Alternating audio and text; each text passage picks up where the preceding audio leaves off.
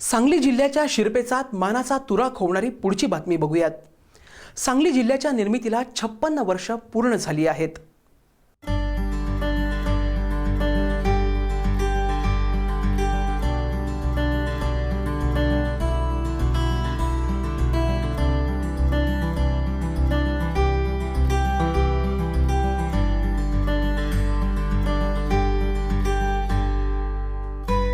तर संपूर्ण जिल्ह्याचं नावलौकिक जगभरात झळकत आहे।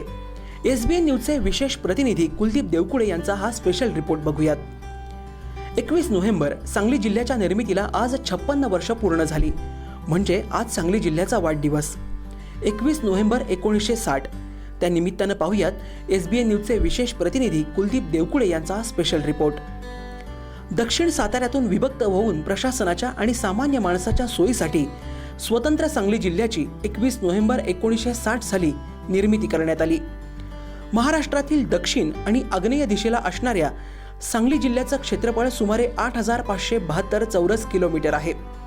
सध्या 10 तालुक्यांचा सांगली जिल्हा आहे। सन 2011च्या जनगणनेनुसार सांगली जिल्ह्याची लोकसंख्या 28,20,575 इतकी आहे। या सांगली जिल्ह्यात 30 कर्तव्यदक्ष जिल्हाधिकारी यांनी आपलं योगदान दिलंय। यामध्ये संजय उबाळे, मनीषा म्हैसकर, दीपेंद्र सिंग कुशवाह यांच्यासारख्या लोकशाहीचे स्टार प्रचारक असणाऱ्या जिल्हाधिकाऱ्यांनी जिल्ह्याचा नावलौकिकात भरच घातली आहे। आणि सध्याचे विद्यमान जिल्हाधिकारी शेखर गायकवाड यांच्या मार्गदर्शनाखाली सांगली जिल्ह्याचा ब्रँडेड सांगली जिल्हा करण्याचं महत्त्वपूर्ण कार्य उत्तमरित्या सुरू आहे।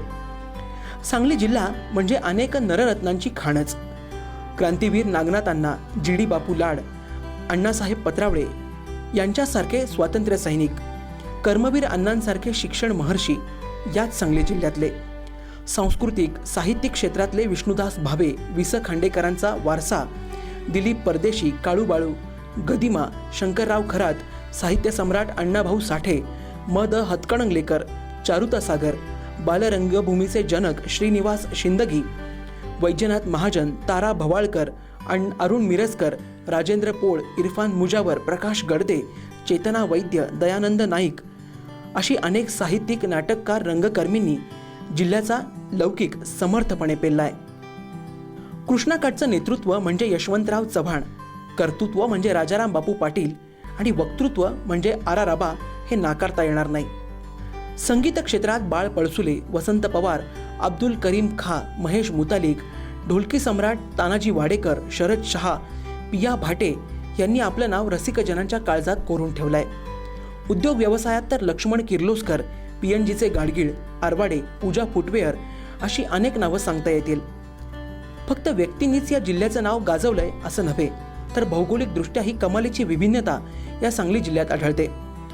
जिल्ह्याचा पश्चिम भाग नेहमीच निसर्गानं हिरवागार नटलेला, तर पूर्व भागाला दुष्काळाचा कलंक लागलेला।